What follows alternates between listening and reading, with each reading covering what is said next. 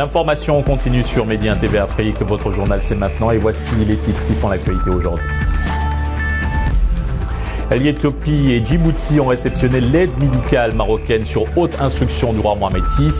Des équipements et produits pour renforcer la réponse à la Covid-19. Le Sénégal a enregistré aujourd'hui 64 nouveaux cas de coronavirus et 93 nouvelles rémissions. Le pays compte à ce jour 6034 cas, dont 4046 guéris et 1898 sous traitement. Et en Afrique du Sud, le bras de fer se poursuit entre le ministère des Transports et les chauffeurs des minibus qui sont toujours en grève. Tous les détails à suivre dans ce journal. L'Afrique solidaire de l'Afrique, c'est un continent qui gagne. L'exemple ici avec cette belle initiative du roi Mohamed VI en faveur des pays africains frères.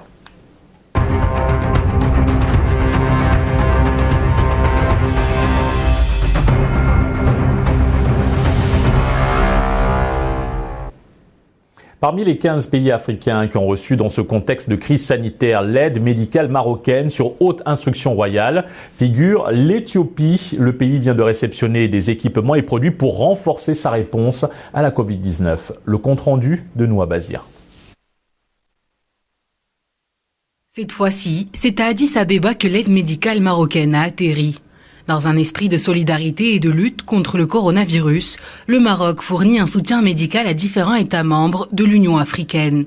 Au total, 15 pays bénéficient de cette initiative, parmi lesquels l'Éthiopie.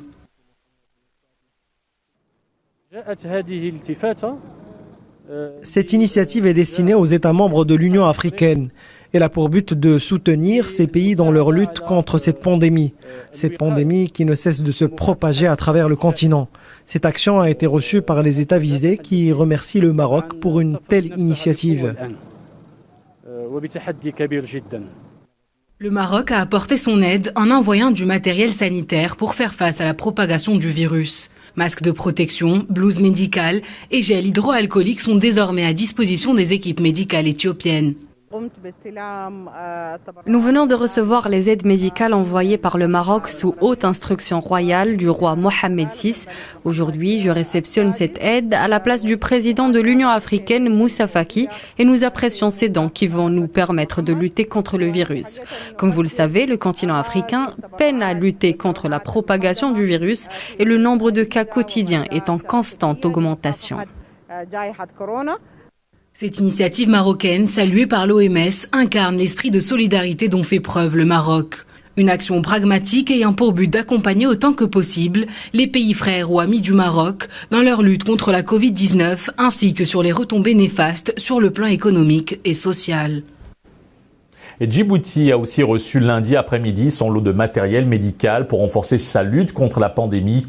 Le ministre djiboutien des Affaires étrangères et de la coopération internationale, porte-parole du gouvernement, Mahmoud Ali Youssouf, a exprimé ses vifs remerciements au roi Mohamed VI. Le chef de la diplomatie djiboutienne a hautement salué cette initiative royale qui arrive, selon lui, à un moment critique pour le monde entier.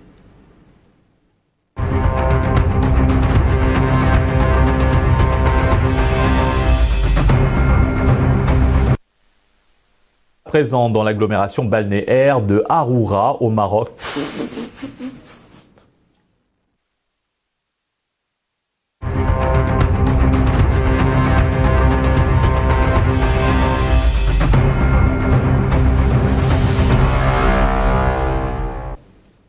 Escale à présent dans l'agglomération balnéaire de Aroura au Maroc. Les autorités communales profitent de la levée des restrictions et de l'été pour redonner fière allure à la plage avant l'arrivée des touristes. Des campagnes de nettoyage sont en cours. Une saison estivale qui s'annonce plutôt bien à Aroura, mais qui reste toutefois marquée par la prudence. Regardez, c'est un reportage d'Amal Wari et de Wazim Adan. À quelques jours de la mise en œuvre de la deuxième phase du plan d'allègement du confinement sanitaire, les plages de la zone 1 se préparent activement à accueillir les amoureux du soleil.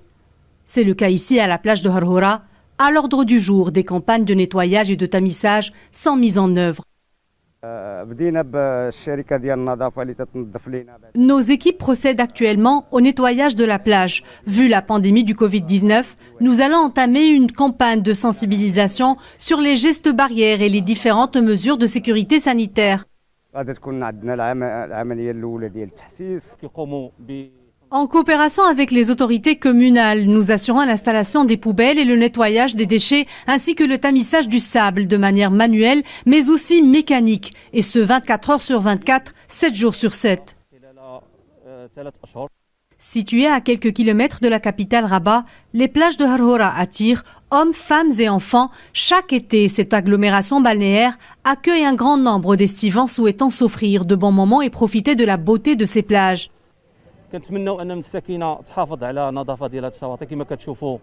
Nous espérons que les visiteurs profiteront de leurs vacances tout en adoptant une attitude responsable en respectant les règles sanitaires et préservant l'hygiène environnementale des lieux.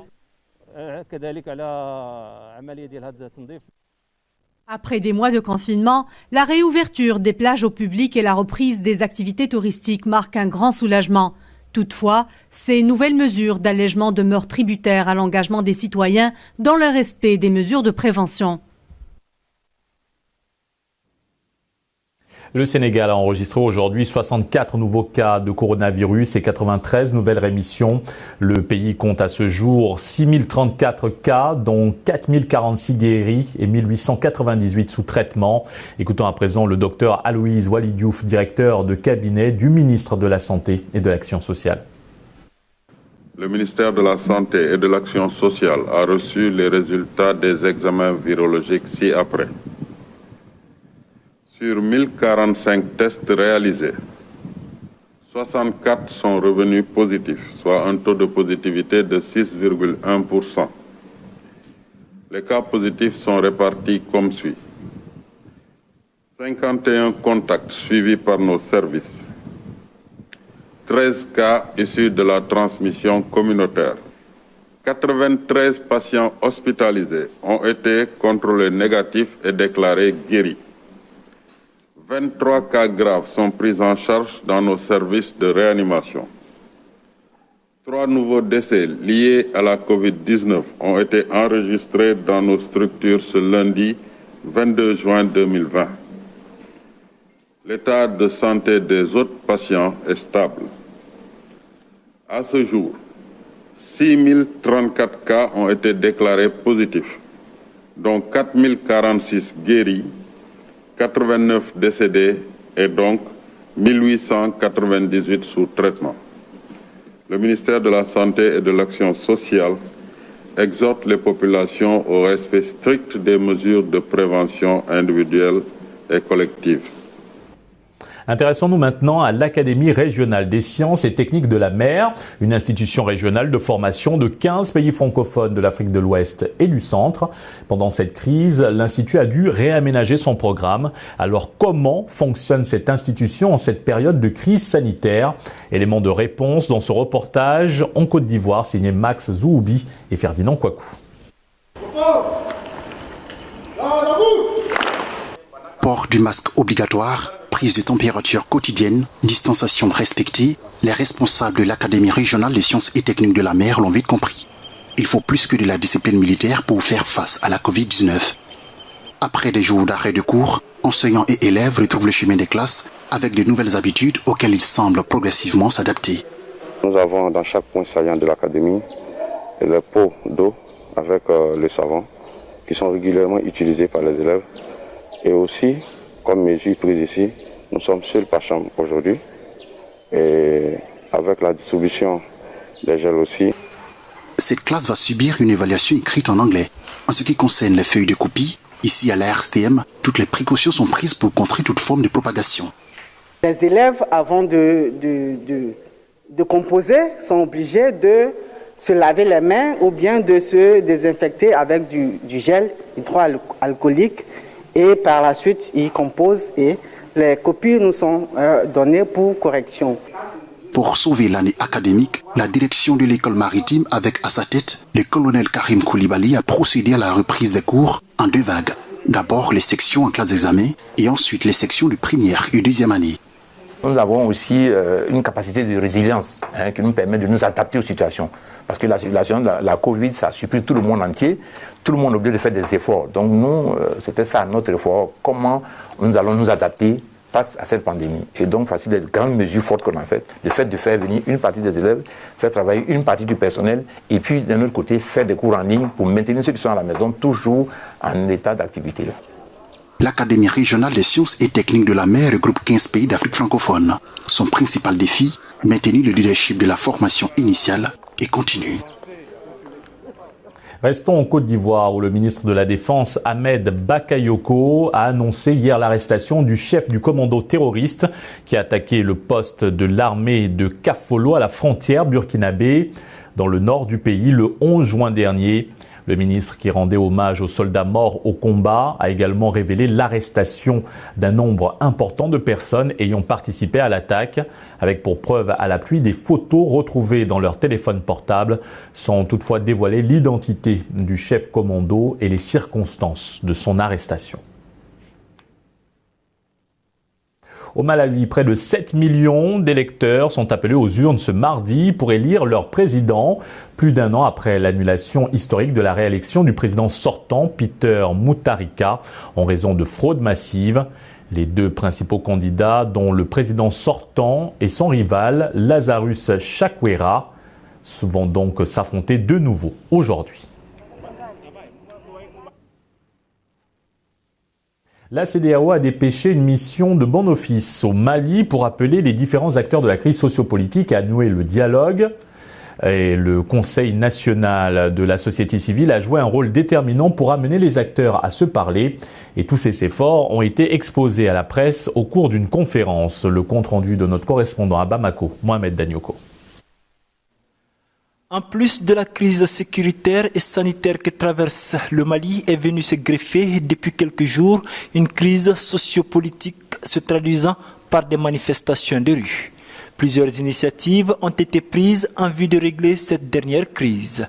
Parmi celles-ci, les démarches entreprises par le Conseil national de la société civile auprès des acteurs et des autorités pour instaurer le dialogue. Le Conseil national de la société civile, soucieux du bien-être des citoyens, conscient de l'impérieuse nécessité de préserver la paix et la sérénité, déterminé à jouer pleinement son rôle en toutes circonstances, s'est employé à établir entre les protagonistes le dialogue. Au terme de ces différentes démarches, plusieurs pistes de solutions ont été dégagées en vue de circonscrire cette crise qui rend plus compliquée la gestion du coronavirus et de la crise sécuritaire. Il s'agit, entre autres, de la satisfaction des revendications sociales d'un gouvernement d'ouverture. Le Conseil, en tant que Conseil national de la société civile, demande qu'il y ait la mise en place de ces mécanismes pour le suivi des recommandations du dialogue. Je pense que c'est tout à fait normal. Ça peut être une solution heureuse. En attendant que soit connue la date de la troisième manifestation projetée par les acteurs du mouvement du 5 juin, la société civile entend continuer sa mission de sensibilisation. Nous aimons bien nos frères et sœurs, on respecte le bon voisinage, mais nous sommes certains qu'on peut régler le problème entre Maliens sans l'implication ni de la CEDEAO, ni d'aucun autre État. Une délégation présidentielle est annoncée dans la capitale Bamako dans les tout prochains jours en vue de définitivement trouver une solution à cette crise sociopolitique. En Afrique du Sud, à présent, le bras de fer se poursuit entre le ministère des Transports et les chauffeurs des minibus qui sont toujours en grève. Une réunion est prévue dans quelques jours pour mettre un terme à cette crise qui paralyse le transport en commun dans plusieurs régions du pays. Le récit de Younes Benzineb. À Soweto, le plus grand township d'Afrique du Sud, situé au sud-ouest de Johannesburg, encore une journée qui s'annonce difficile pour ces travailleurs. Ce lundi matin, quasiment aucun bus en vue et les rares navettes opérationnelles sont prises d'assaut. La plupart d'entre nous travaillent à Johannesburg. Nous ne pouvons pas nous y rendre à pied. C'est trop loin. S'il n'y a pas de bus, nous sommes obligés de rester à la maison. Nous ne savons pas quoi faire. Crise sanitaire oblige depuis l'annonce du confinement fin mars. Les minibus sont autorisés à circuler mais seulement à 70% de leur capacité. Les chauffeurs dénoncent des conditions défavorables à leur activité, basées principalement sur des trajets à bas prix et déjà impactés par l'informel. Les chauffeurs du bus sont en grève. Nombreux sont les gens qui ont perdu leur travail à cause de la crise sanitaire. Mais avec cette grève, la situation va encore empirer. Le gouvernement sud-africain avait annoncé une aide de 1,1 milliard de rand, soit 63 millions de dollars aux opérateurs de taxi, ce qui correspond à environ 5 000 rands ou 250 € par chauffeur. Une aide insuffisante aux yeux de certains qui menacent d'augmenter les tarifs de plus de 100% afin de couvrir leurs pertes.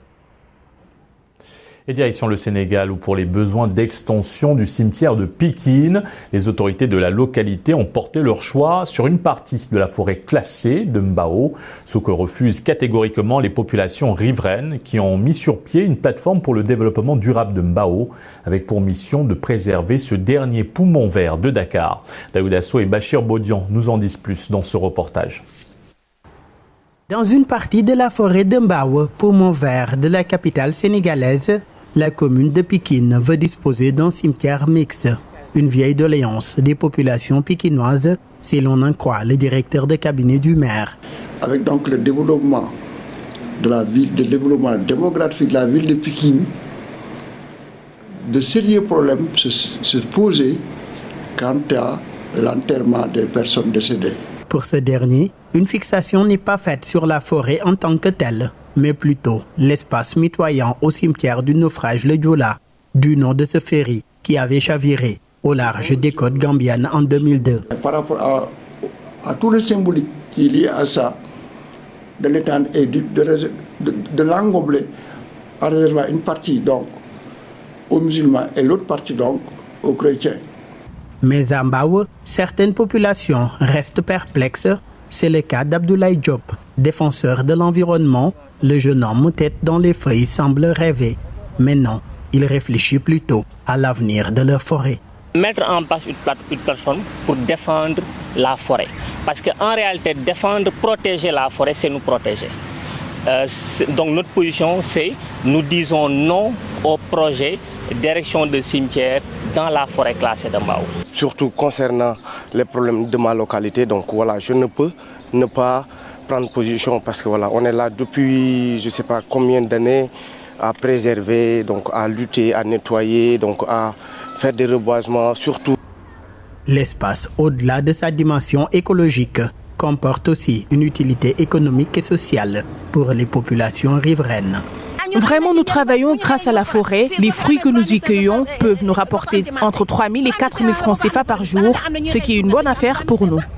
La forêt de Mbao a été classée le 7 mai 1940. Sa superficie, initialement de 815 hectares, est actuellement à environ 722 hectares, selon la direction sénégalaise des eaux et forêts. C'est tout pour cette édition d'information. Très bonne suite des programmes.